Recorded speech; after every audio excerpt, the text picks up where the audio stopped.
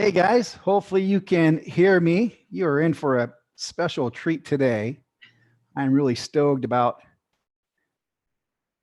my guest. She's been in the mortgage industry for a really long time, like 23 years. And you know what they say, a career 7 years. So she's like done this multiple times. What's really cool, she's been ranked in both the Scotsman Guide's annual top originators list, as well as the National Mortgage News magazine. She's one of the top loan originators in the United States, one of the top female originators. She's received the 5-star Mortgage Professional Award for the last 4 years in a row. And what I think is really cool is that she's been featured on the cover of Top Agent magazine, and she's been on national television for a couple of episodes on designing spaces. And then she's also featured weekly here in the Phoenix market on the American Dream Show, which you can find on the Fox Channel 45. So my special guest is Kelly Bitlow. And Kelly, thanks so much for joining me today. Yeah, you're welcome. Thanks so much for having me. Well, it's a thrill because to see everything you're doing with social media, you're way ahead of the rest of us. A lot of us are just trying to figure out how to get started. But tell us about your exploit into social media and how that's really helped your business. So it's been a journey, I'll tell you. It's not like I just woke up one day and said, hey, I think I'll do social media. So for whatever reason, back in 2013, I had this vision that I should start doing video. And the reason for that was I thought, if I can take everything that's up here and share it with my community and the realtors I work with, then that could be cool, right? So I sat down on this path, and in 2013, I talked to my marketing gal, and I'm like, okay, we're going to shoot video and it's going to be amazing. And I shot 12 videos that whole year and never sent out one. Okay, so not one, because I was mortified. I don't like the way I sound. I don't like the way I look on video. I do this thing with my eye. I mean, it was this whole kind of thing, it was so like self-critical. And I couldn't do it. I mean, I was so embarrassed. I felt like, okay, maybe I can't do this video thing, but there was just something nagging inside of me, when you get that feeling of, I got to push through this. Like, this is something that I have got to figure out. And so in January of 2014, it was a new year and I was very optimistic. And I sat down with Shay, my marketing gal, and just said, all right, what are we going to do about this? And she's like, well, we aren't going to do anything. You better get your head straight. And I was like, what? She goes, it's all you. She's like, you're way too critical of the way you look, the way you sound, everything else. She's like, you just got to stop thinking about yourself so much. And at that moment, I was like, oh, okay. And really, she was right. I mean, she really was. So once I stopped thinking about me and being so analyzing myself on video and all that, and I really started thinking about, can I share something of value to whoever gives me a minute or two of their day? That's really where it all started to change. I got excited about it, and that really started the journey. So since that time, I have sent out a weekly update that includes a video to the real estate community. So my database is about 4,000 real estate agents, and that goes out 50 weeks out of the year. So we take a couple weeks off around the holidays, but 50 weeks out of the year, we're committed to that. And so that really kind of started to get me into the digital media space, obviously. And now that conversation has exploded, certainly with social media and all the different things we can do with video and just digital media itself, TV show, etc. So kind of how I got here. Awesome. I'm guilty. It's funny how there's this fallacy of perfectionism that keeps us from getting started. It's like, forget about it. Go make mistakes. That's the way you learn. Make it happen. What's really cool is if you search Kelly Zitlow on the internet, you've done a great job with this digital footprint. I know that didn't happen overnight, but your positioning is very clear and very focused, very neat and clean. I, on the other hand, am a total mess, and I've got to get mine cleaned up. So you're definitely inspiration for seeing if someone's searching for you, what you want it to look like. Do you want to know the secret? Yeah. You don't do it. You have to get help of people that are actually, that's their job. Because if we try to do anything other than what we do every day, it's not going to get done, And people ask me all the time, Kelly, how do you do that many videos? I mean, you know, I'm a full-time loan officer. I run a team. That's my passion. I meet with agents and clients, and that's my world. They're like, how do you do it? How I do it is I delegate it. So I have somebody in charge of that segment of my time. Shay comes in every Wednesday at 11 o'clock. She counts me down. I'm still on the phone, you know, taking loan apps, talking to people. She's like, you have 5 minutes. At 11 o'clock, the lights go on, the phones go off, the computer goes off. And then in that hour on my calendar, I'll shoot anywhere from 3 to 5 videos. So then she has what she needs, and then she'll start to edit those and tee those up to be distributed in the coming weeks. That's the only way that I can be consistent with making sure that we don't miss a week. With a simple time block in your schedule, sounds like. And empowering her. And I'm really, you know, I can talk myself out of anything. And so I tell her that. She knows it. I'll be like, look, here's the deal. I will talk my way out of this. And she's like, no, you're not. I'm like, okay, right? Because I mean, I have to empower her. I know what I need to do. Sometimes I'll just get in my own way. So when I tell you it's bigger than you, it is. You've got to find that accountability partner, somebody in your world, on your team, that's it. You've laid it out, and that is their job, and they know it, and you can't talk them out of doing their job. Was Shay your first hire when you started really growing and needed more help? Only in the marketing side. So prior to that, I've had a production team for a long time. But yes, so Shay was really a godsend, and she had worked in my branch for another loan officer, and the personalities just didn't really click. And she had left, and we kept in touch, and I hired her to do some consulting. And then I just kind of leaped and said, you know, this is something I know that I need to do. And so I invested in it and really got behind it. And here we are. Excellent. Excellent. So what type of impact, you know, if I'm a loan officer or even a real estate agent watching this, what kind of impact can video have on your business? Even when you're just getting started, think back to how many years ago now you really started doing this? About 5 years ago. Yep. If you go back to that point of time and think about when you finally got the ball rolling, how did that really start to affect your business? So the first year that I implemented video on a consistent level, my business increased just that year by 34%. I mean, it was just crazy, the kind of response I got. And it's not like somebody watches the video and says, hey, I want a loan. That's not what it was. What it allowed me to do was really connect on a different level. And video allows you to allow somebody to get to know you without, you know, sitting down with you. And we all know that we're all super busy, right? And we can't always just meet with everybody that we want to meet with, especially if you're a real estate agent, that you have a big team and you do a lot of business. You don't want to meet with a million lenders, right? So if I could give a value add, and I could do that in a 30 to 60 minute window, and I was consistent at it, and then on some level you kind of got to know me, and you got to know, you know what, I think she would be good for my clients, or you know what, I don't like her, whatever that response is. It's kind of a mini interview, you know? And so there's a lot that people can tell through the subconscious mind when we see people, as opposed to when we talk to people on the phone, you know? And so it's the next best thing to being face to face with somebody.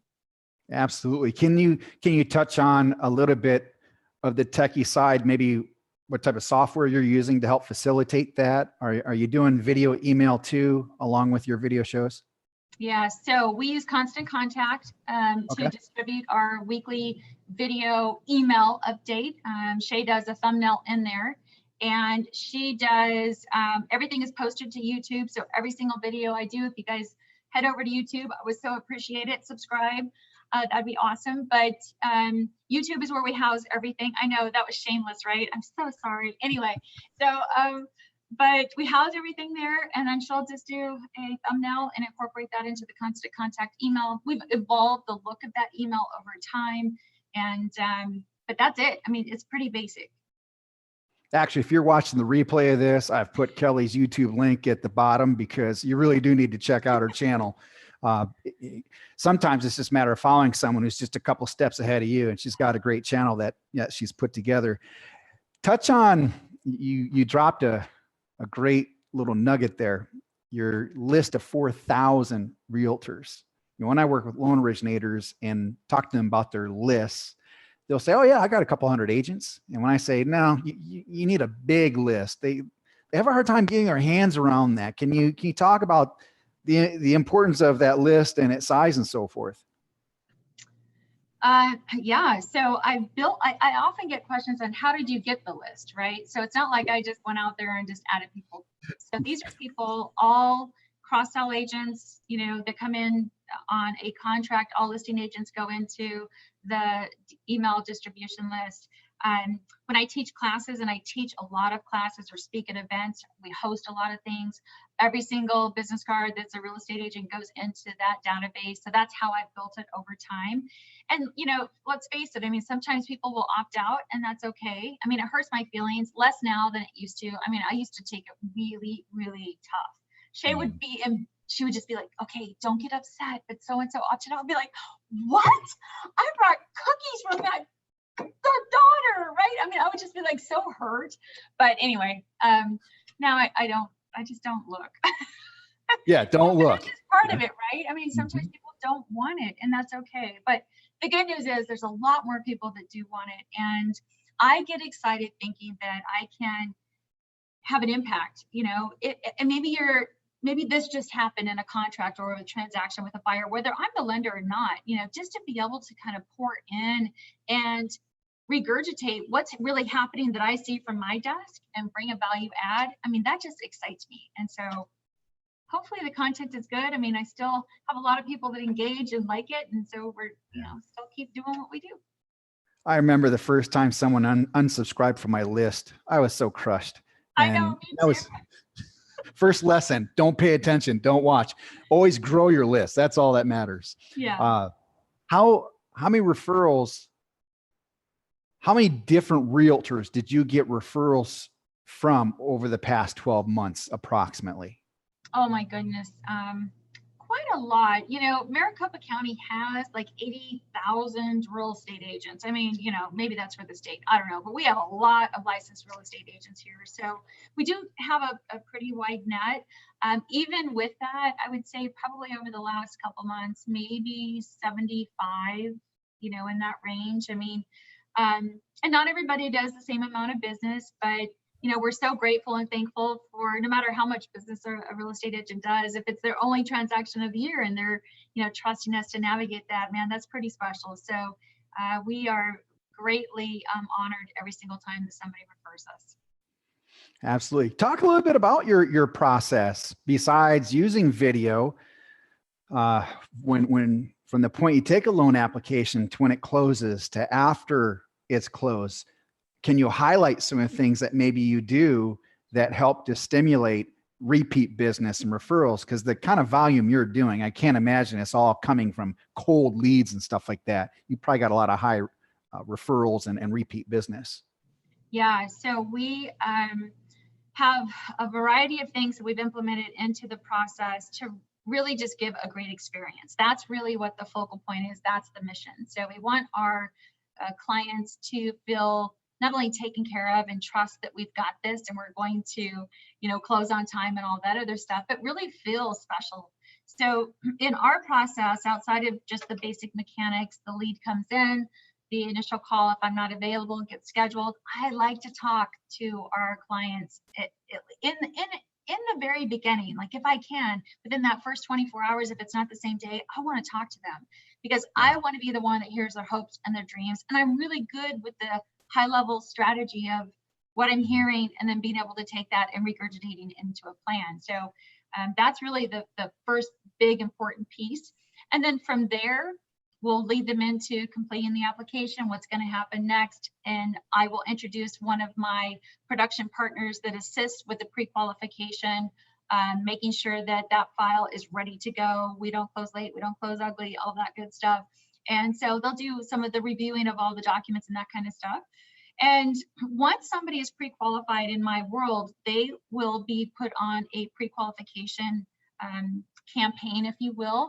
And in that, we have some fun with our buyers. So we'll do fun stuff, like they'll get the first week that they have gotten their pre-qualification letter, they'll get a lottery ticket and a note from me saying, I hope you don't need me, but if you do, I'm here, good luck, that kind of stuff.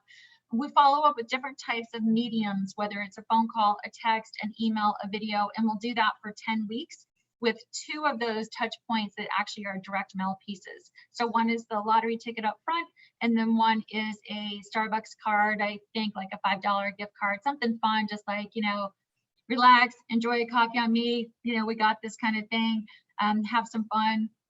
And I think that's maybe like in week 7 or week 8. So that has really helped with the engagement here in Arizona.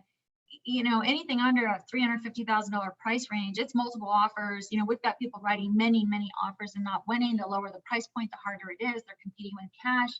So we really have focused on just trying to stay connected, you know, and help them not get disappointed or, you know, off track with the home buying process. Because if they can get through this and find a house, and we do everything we can to get that offer accepted, I'll call the listing agent on a Sunday morning at 10 o'clock, you know, like whatever it is, we'll do that.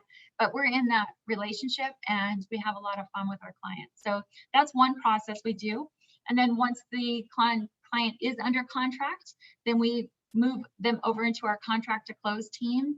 And with that also comes its own separate type of dialogue and communication with the client. So they also get some fun stuff in there. And in that, I also use video to help educate.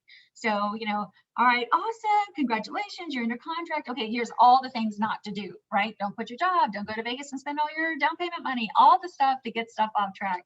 So we have some of those types of videos in there and really just kind of sequentially walk them through the process of what they can expect until the close of escrow time. At close of escrow, I do the final call, and then we put them into our post-closing campaign. So I always like to say I'm not just a one and done type of loan officer, right? I want to be there. And whether you need a loan or not, like I want to be that person that helps position that mortgage with regard to your whole financial picture. And so I'll get a lot of questions from clients just, you know, hey, Kelly, I'm doing this or that or whatever. Is my loan positioned correctly? And we'll take a peek at it. So we will put them into our post-closing campaign or process. And with that, they will get certain communications at certain times of the year, and then that annual mortgage checkup, check-in. And that has really, really also been fabulous because it gives us that opportunity to really do what we do and shine in the areas of just giving that consultant type of guidance. And, you know, I mean, I might talk to 8 people and 6 of them are good where they are in that loan, or maybe a couple, you know, somebody needs to pay for college or whatever. It's just, that's what speaks to my heart. I'm an educator with my heart. And so like, I love doing that. That's a lot of fun for me. So we've just built systems, awesome. My process to be able to tee us up to give a great client experience, and then also just stay in touch with people. What percentage of your business is referral based? All of it. So yeah, 70% gotta be way up there. Yeah, it is. I mean, honestly, I think maybe 1%, not even 1%, maybe 1%. So This year we will help a little over 300 families with their home financing needs. And, you know, from truly direct organic, it is starting to grow, which is very interesting to me. I've always been referral based, but we are now, I think, just with the digital media platform, starting to see people find us organically, and that's kind of fun, but it's still new. Is that because of the branding you've been doing through TV and the other mediums? You think that is what's helped stimulate some of that? Yes. How does one go about getting on TV? What? How does one go about getting on TV? Well, you know, I actually had American Dream reach out to me, probably 3 years ago or so. I am part of the mortgage coach community and know Dave Savage, and they were looking to come into the Phoenix market, and Dave made an introduction. They came out, interviewed me, and that's how that happened. Designing Spaces was the company just said, hey, we need somebody on TV that's articulate, that can, you know, be on TV and not have a heart attack. And so I did that. That was a lot of fun.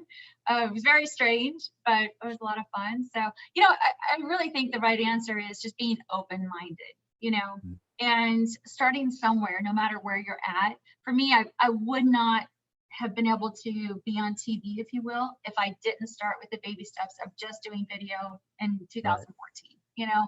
So I think don't be so hard. You know, sometimes we're so hard on ourselves, like, oh, I want to do that, but I could never do that. Well, you can if you just kind of take some baby steps and work Baby up steps. to whatever it is that you really want to do. Totally agree. Got to put yourself out there, and you're really active. I see you got an event coming up for influencer marketing here in a few weeks. Yeah. And so do you do a lot of events like that as well throughout the year? Yeah. So what kind of I hope to, with the influencer marketing, it's really geared towards the real estate community. And we're really hoping to be able to just pour into realtors, no matter where they are in that digital marketing space, but understanding it. How do you get started if you're already doing it? How do you leverage that? How do you get better? How to impact a bigger audience and really be the influencer? I think that's one of the great things about being a real estate agent is that it's not just about the buy and the sell, that if they are very strong in the digital media space, they do become kind of like Gary Vee says, the mayor, of their community. People turn to them. Hey, do you have a good handy guy? Hey, do you have this? But people have to know that you're there. And there is no better way than video and really being in the digital media area. So that course is about becoming an influencer then, right? Yeah. I like it. Not necessarily how to go find an influencer. No, You be the one that people want you to. be the influencer. That's right. Yeah. Awesome. So I'm a loan officer and I'm stuck at that 1 or 2 million a month mark. I just can't seem to break out of that. What would be your best advice? What would be the things you'd say, hey, try this, this, and this to get past that hump? Or maybe it's structure, maybe it's operational. What would be your advice to someone that's at that level, but not having the breakthrough? So you said somebody doing 1 to 2 loans a month? 1 to 2 million. They're a producer. Okay, cool. So they're probably working solo. They may or may not have heard that first person yet. Yeah. They're wanting to get to that, 5 million mark and then that 10 million mark. Yeah. You've already blazed that path. Looking back, what were some of the obstacles you had to overcome or advice you'd share with others trying to do something similar?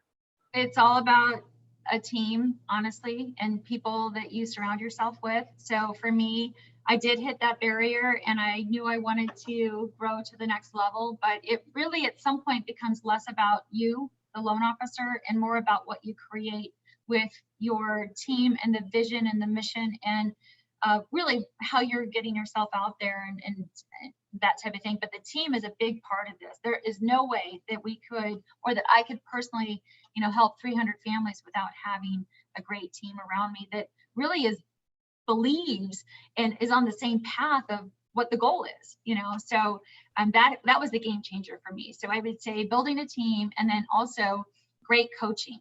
So doesn't matter what type of coaching program you're in, we are salespeople. We need to be coached. We need accountability. We need to be tactical.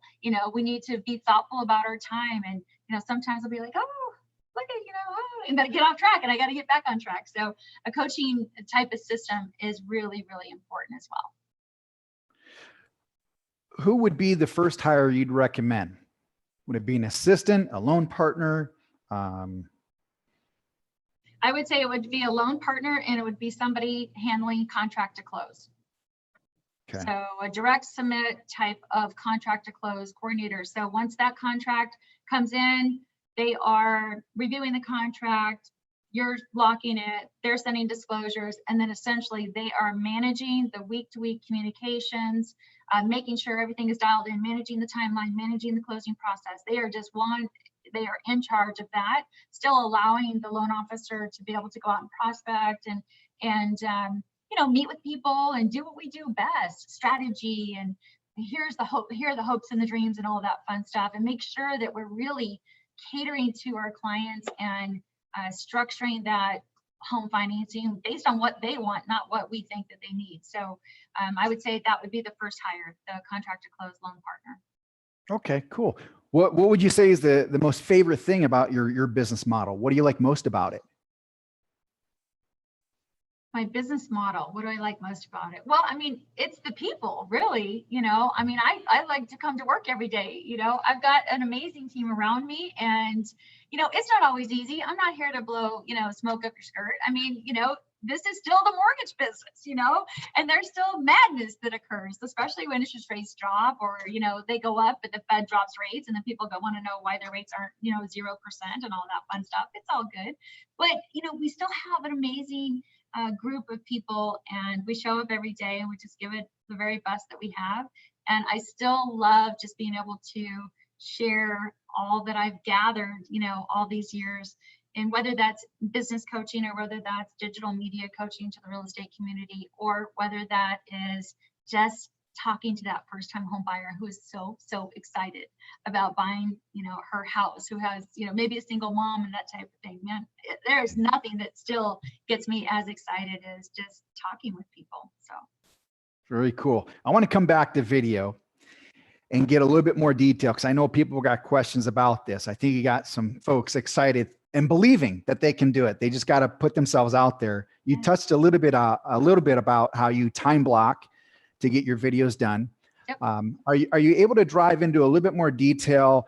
Like if I'm creating my first videos, any scripting? And when I say scripting, is there any basic formula you might follow in terms of creating a video? Not necessarily verbatim word for word, but maybe major chunks when you put a video together. Anything you can share there as far as how that video, the content of the video comes together? Yeah, so I'll share kind of two different things here. One is just the technical process. So I shared with you, Shay counts me down on Wednesdays prior to 11 o'clock. Literally, here's my desk, here's the bookshelf, this is where we shoot. So I've got a light here, she'll bring another light in, she puts the tripod about 5 feet just in front of my desk. She puts the camera on there. You do not need a fancy camera. Do not go spend $2,000 on a fancy camera. You can use your iPad. You can use your phone. I have an old Sony camcorder from, like, I don't know, 1987. I'm teasing. It's not that old, but it's old. So you don't need like a fancy, you know, camera. And literally, I will keep a running list of content ideas. I can be thinking about it. Maybe it's something that just happened in a file. Maybe it was a new program. Maybe it's, I don't know, a different thought of something that could be helpful. But I just keep a running list on my phone, and I'll tee Shay up on that all week long. I'll be like, hey, get this on the list. Hey, get this on the list. So 24 hours prior to our shoot, she'll send me kind of the top 3 to 5 that she wants to have me talk about. And then I'll just, I mean, I know the content well enough that it's not like I have to go research or anything, but, you know, I'll get myself ready to be able to talk to those 3 to 5 things. And then, are you ready? This is very fancy. This is what I do. I'm not kidding. I take a piece of paper like this. I take a Sharpie. Here's one right here. Okay. So let's say I'm going to talk about VA jumbo loans. I'll do this right here. 3 bullet points. I get a little Scotch tape. I tape it to the tripod. That way, if I get off track when I'm shooting, I do not do scripting. I can't do teleprompter. I'm bad at that. I've just got to be able to talk.